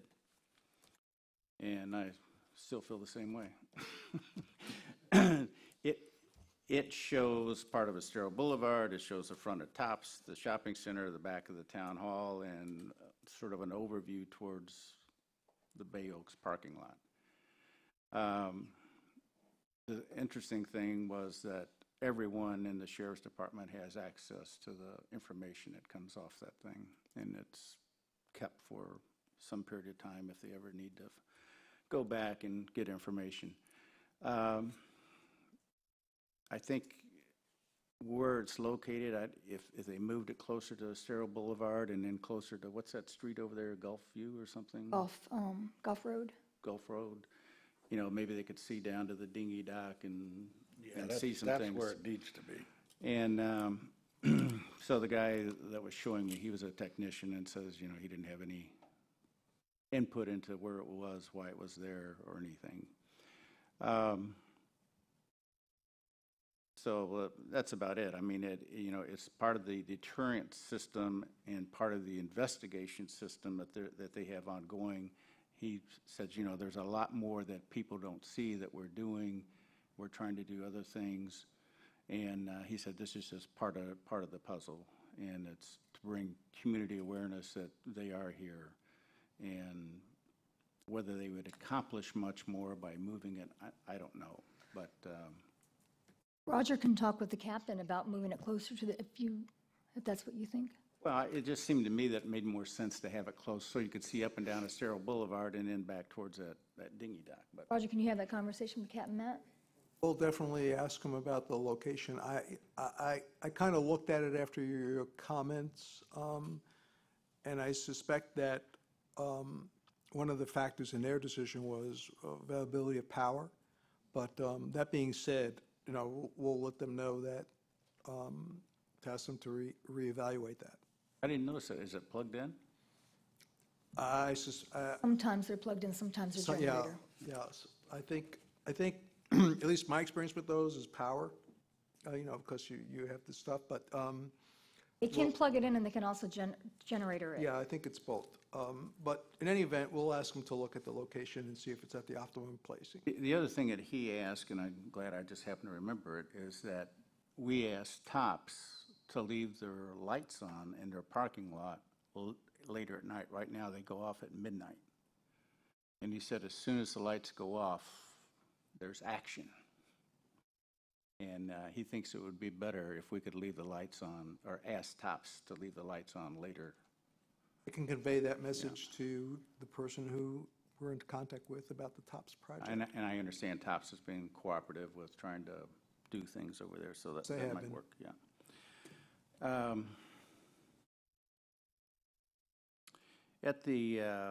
I went to some of the campaign speeches for town council, and I just wanted to throw out a comment to the public because I thought there was some misinformation, as it is in campaigns. You know, when I was running for election, no way. I didn't know some things either. But usually when I didn't know anything, I said I didn't know. And but nevertheless, there was concerns about the TPI lawsuit, and it came up, and someone made the comment, says, well, you know, we ought to be going after attorney fees, and we ought to be doing this, and we ought to be doing that. And I've talked to the prior attorneys, I've talked to John before, and asked that we put pressure on them and that we get this thing resolved and so on and so forth. And then the response was also by a prior attorney and John as well, that we have no recourse whatsoever for legal fees based on Florida statute. And I think the public needs to understand that we're not twiddling our thumbs just to twiddle our thumbs. The case is at the court level now, and it's at the court to decide, and there's a little pressure we can do. John, could you just explain when you can get legal fees and not? Certainly. Generally under Florida law, there are only two circumstances in which party in litigation can recover attorney's fees, and those are if it's provided for in contract, so it's a breach of contract or some other type of lawsuit that involves some type of contractual breach, and there's a provision in the agreement that provides for the prevailing party to receive costs. Or alternatively, that there's a provision in state law that says that in certain types of lawsuits that you can prevail, if you prevail, you're entitled to attorney's fees. Unfortunately, in the context of the existing 2 lawsuits that involve the project, neither one of those well, one is what's called the common law writ of cert, and generally those do not provide for attorney's fees to prevailing party, any party, period. And the other one is what's called the Chapter 163 action involving a challenge to the consistency of the project with the comprehensive plan. And again, that statute does not provide for a prevailing party attorney's fees. Now, a prevailing party under general law can recover costs, but those are limited and have to be demonstrated, and costs do not include attorney's fees. You know, and Bruce, another thing about that, like, they keep talking about the TPI. TPI, I think that the appeal or whatever it is in the court system started like in, I think, August. We've got Prasad Properties suing us for like, how many properties? I mean, we've got Jamerson suing us, Fishtail sued us. I mean, I don't know what the hangup is with just TPI. There's everybody that has sued the town. Somebody sued the lighthouse and the town. There's constantly being sued, so. The major hangup is because it's a project that the community is waiting to happen. Some in the community, some not. I mean, but it's something that's happening that she can by right do that. People want to see those 2 buildings next to Junkanoo. Something happened with that. That's been going on since 2015. I mean, that's been going on a lot longer than the TPI. So it's just got to play itself out in court. And it's not just one lawsuit. It's so many of them. That's what you get when you get a town. Yeah, but I agree with Anita. Most people want the TPI thing to move forward, and it's a burden on the community. And it was very high profile. Council Butcher, just one thing that I think people should know. Yeah. So, and John, please correct me if I state anything that's not exactly correct. TPI is involved in both of those lawsuits, besides the town. So, and, you know, clearly their attorney is going to do everything they can to try to accelerate those cases moving towards conclusion. And subject to any direction from the town, which we're operating on the premise that we would like to see them and every other lawsuit resolved as quickly as possible. Right. To the town's satisfaction. So no one on our team, or to our knowledge, the TPI's team, is doing anything to delay it. In fact, we're trying to do what we can to move it forward. Unfortunately, these cases tend to move on the speed set by the plaintiffs rather than defendants. That is correct. And you all may recall that in the report that I provided to you at the last meeting, the common law writ of cert case is essentially over. It's fully briefed, it's been argued, and all the parties are waiting for is the decision of the court. Right. So, you know, we're at the mercy of the court as far as the timing of it moving forward or not. And again, as I indicated, I suspect that however that initial lawsuit or that first one comes out may have a significant impact on how the second case moves forward, because to some degree they are interrelated on the facts, but they're brought in different context. But the underlying facts in dispute are there's a fair amount of crossover. Any other items? Yeah. Bruce, can I just ask one question on that? What's the judge going to decide now, just whether the case can move forward or not? No. Or, the judge is going to issue an opinion as okay. to which party has prevailed. Okay, that's what I wanted to make sure of. All right. I failed to bring this up when it was brought up as part of the consent agenda, and that was the grant from Lee County for the community development block granting. And Roger pointed out to me when we were having discussion that this thing takes a lot of effort from the town in order to get the money, and that we might be better off just to supply the money as part of the budget process rather than going through all the hoops and trials and tribulations of trying to get the money. So something to think about maybe for next year or the oncoming budget year. Council Butch, Did I say that right? Well, yes, except I guess the most difficult part is because this is in essence a CDBG grant, which is a federal grant, you're dealing with federal reporting requirements.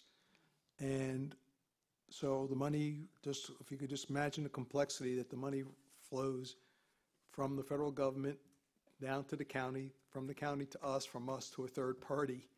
And you think about all those hands touching it and all those reporting requirements for, somewhere between $10,000 to $15,000 on every month, reporting. Your point is very well taken, and it is something for us to, as we talk about setting the 20 budget, to make a decision about. Okay, last and finally, and furthermore, without much ado, I won't be here for the next meeting. So, Won't be here. I won't be here. Are you asking for an excused absence? I am, please. Thank you. So excused. Thank you. Excused. Dennis, do you have anything? Because I know you have to go. Yeah, but Roger, I've gotten a couple of emails about the derelict boats out there. Could you just kind of give a brief overview of how those boats are removed and what it takes to get one removed? If you Right, so basically there's two types of scenarios. One where the Coast Guard or FWC says, it's immediate threat to navigation, meaning that, it's in a channel or something like that. And those were dealt with more expeditiously.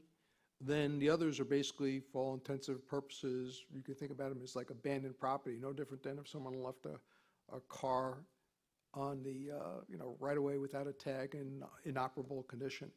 And those take a pretty protracted process to get to the point where the town can remove them. Then the secondary issue there is that whether the town wants to bear the expense or to try to go through FWC and available funds to get them to pay for the removal. And of course, when we make that decision, that takes a little bit extra time. And that's generally been the path that we have been pursuing in town, is to go through the state to try to get accessibility funds to remove derelict vehicles. But it requires full notices. It requires us trying to find the owner. It's more than just it's there, it's derelict, remove it, unless it's the so-called hazard to navigation. Yeah. Peter? I just want to let everybody and let the public know that the St. Patrick's Day Parade is on the 16th, not on the 17th.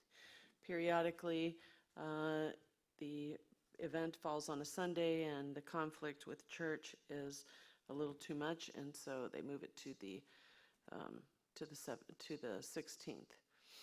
That's all I have. Joanne? Yes, a couple things. Someone approached me just before the meeting and asked if I would say two things. So they're to you, Roger. Parking in the road right-of-way of Estero Boulevard, south of Bay Beach. And they were talking about landscape trucks and things that are actually parking on Estero Boulevard right-of-way as compared to side street. So is that something that Base takes care of, or who takes care of that? So the typical complication is that Estero Boulevard is not a town road.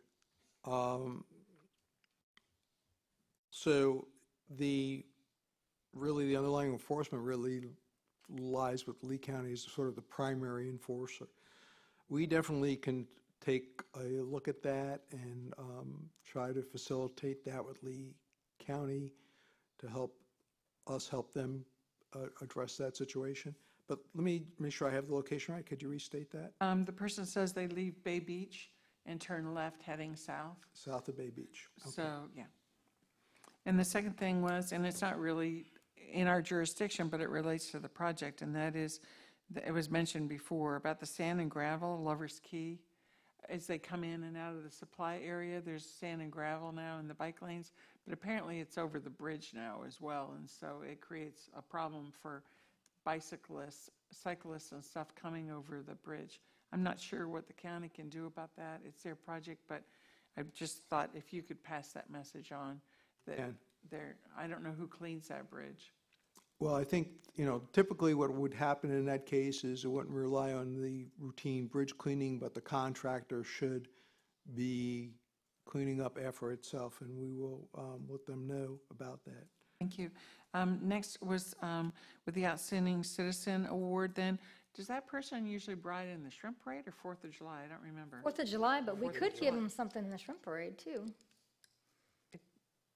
I just asked council what Fourth of we know. July has been 4th of July historically is what we do. Normally, yeah. And then, Michelle, are you usually in charge of telling us when the award would be on the agenda and creating, are they presented with something normally? Seal would know. You've been Citizen of the Year before, Seal. It was Miffy. Oh, it's Miffy, that's right. Vice Mayor, there really hasn't been a normal procedure. They just come up and we tell them. It's, as I indicated in the email I sent to you, it's morphed over the years into different things.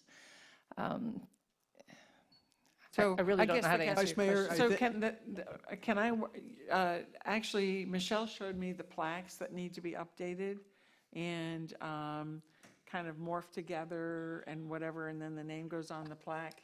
And so I guess I'm just saying, can I work with Michelle and we'll get that updated? And they get Tom on the agenda so we can give it to him.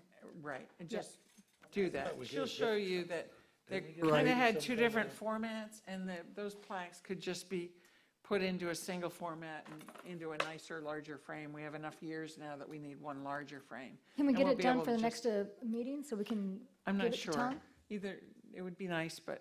We'll try our best. I Okay. would suggest this to you, that it might be good to, rather than have to rely on Michelle's memory or our collective memories or institutional knowledge, to maybe have a proclamation announcing that person as, Good as idea. being appointed. And within the whereas clauses and all that, we can make it clear that they will be the person in Parade A or Parade B or whatever the case may be, so that we don't have to rely on our collective memories. We could just look at what was done the previous year. So tasked to you. Thank So you. Test, that'd be great. I think I gave you enough information in the nomination application for that proclamation, perhaps. And then, the same with regard to Bruce's comment and what happens during election time. There's been a lot of talk with regard to the town's assets and reserves, finances, whatever, but could you make a brief comment with regard to the town's assets, reserves, Right, so- the health of the financial situation and the value of the town? Right, so I guess what I've heard anecdotally is that there's some numbers been banted around. There's two numbers that are commonly used. One is sort of what is a town worth?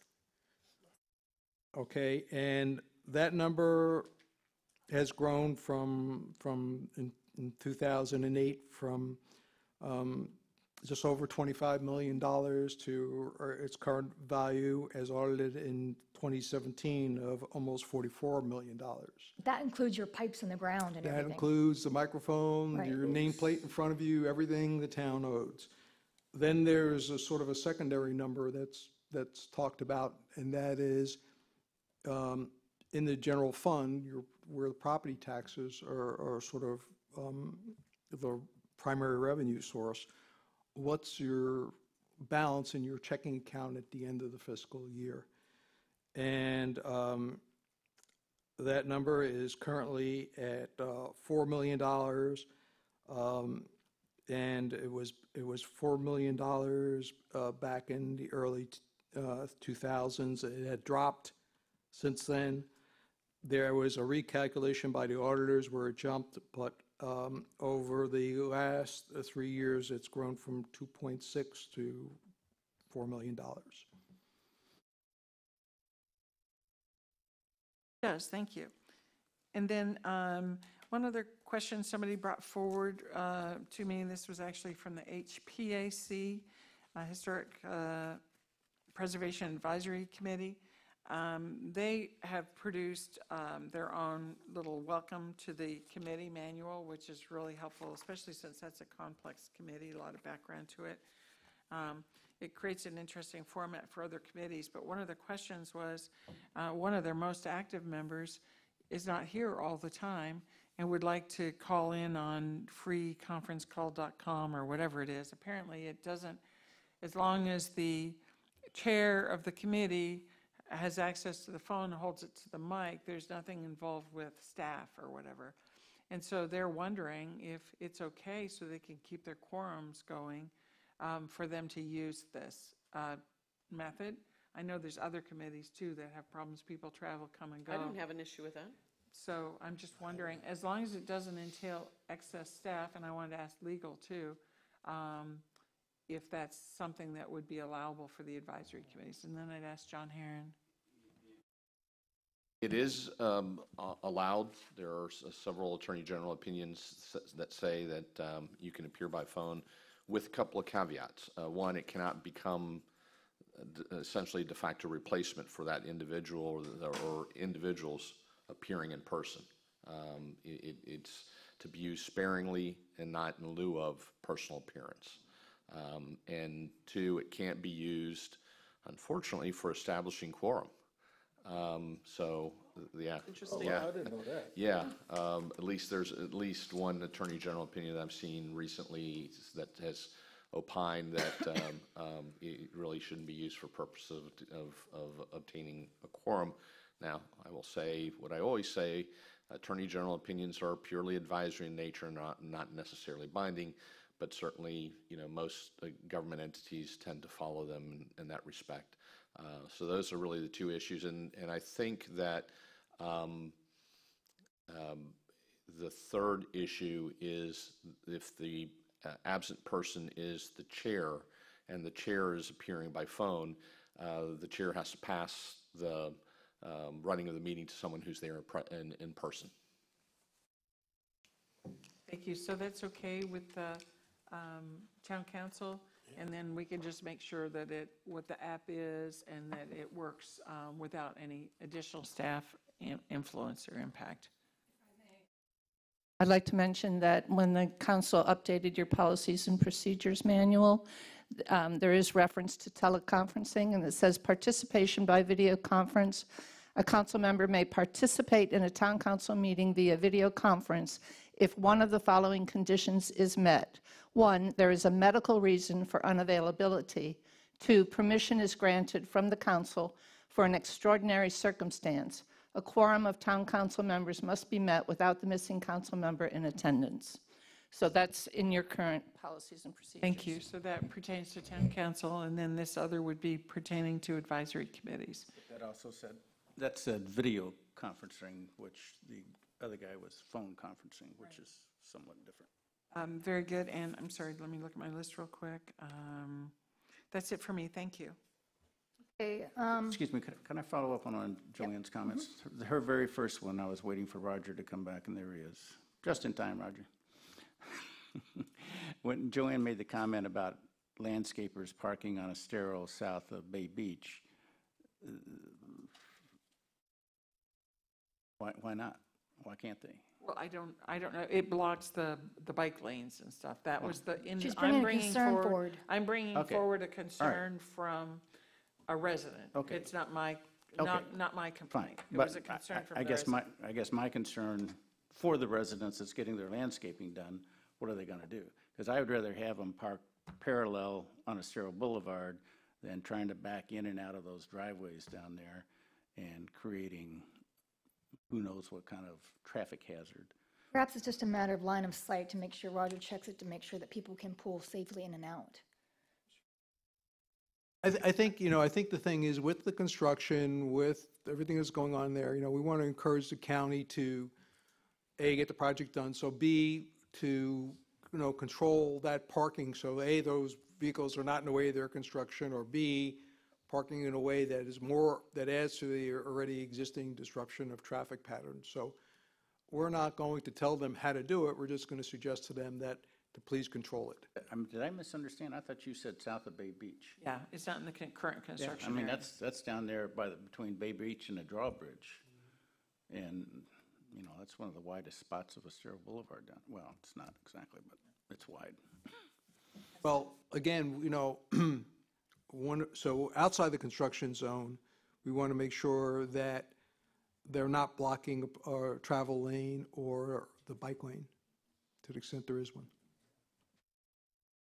And that means they can't park there. I mean, there's no place else to park. There's a ditch there, and, I mean, you're in the ditch if you get off the pavement.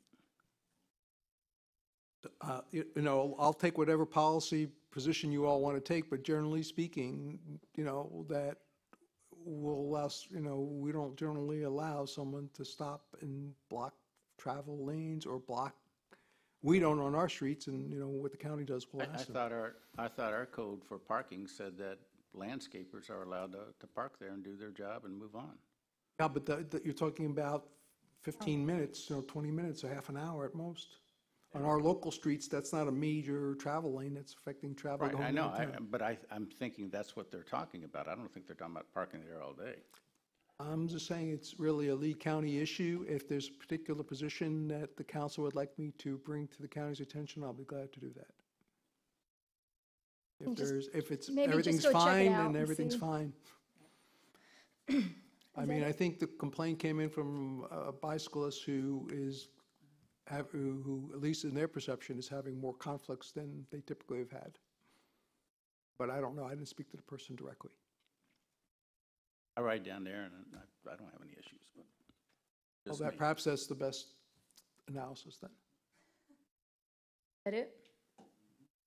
I was asked by a vendor, Roger, just to bring to the public that Edison Paracel license is still shown as issued and that there's a history as to why they can't have it. And I guess there's been calls to take it off on eTrack-It, so it's not issued any longer. And so since it hasn't happened, they asked me to bring it to your attention. I'll check whether eTrack-It reflects the current case. What's the name of the business again? Well, it's at Edison, and Picking up. they're picking up Paracel, right? And they're not supposed to. That's correct. But I guess they've Track It. they've called in and it hasn't been resolved, so they asked if I would bring it to your attention now. And then the other thing, as my term is coming to an end, I just have to, I've had so many letters and wonderful people calling and supporting me and asking me to please run, and the public needs to understand I can't. I didn't file. So I'm not going to be. So, but I appreciate everybody's support, and I've been honored to be here. Other than that, I have nothing else. Dennis has to go somewhere. Make a motion to adjourn. Second. All in favor? Aye.